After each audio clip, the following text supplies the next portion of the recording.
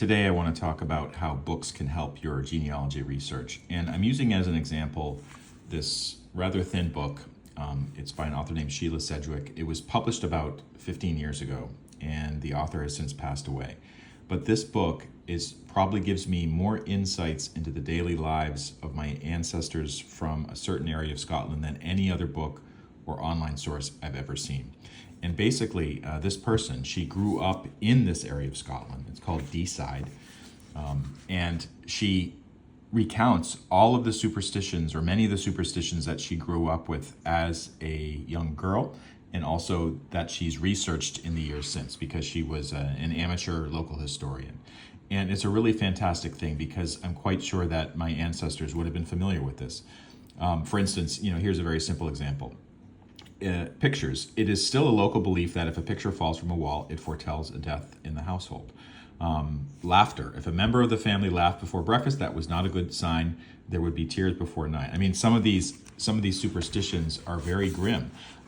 Sometimes she speculates as to the origins of certain superstitions. For instance, it may have come from a biblical reference, or something to do with the Druids or the Celtics, or even the Romans at one time. But this type of book, I mean, it's just packed with information. I couldn't even find it on Amazon. I actually had to special order it from a bookstore in Scotland. So if you have an opportunity, if you maybe at the local library, or you're in a local store, sometimes like even tour shops, they have books like this that local authors have produced. You see these types of things. These are the images of America. I mean, there's thousands of different books that are based on different regions of America telling the story of something. But these books are quite special.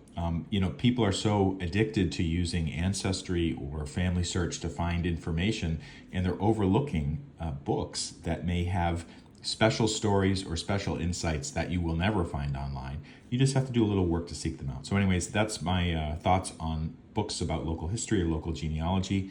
Seek them out and you may find some treasures.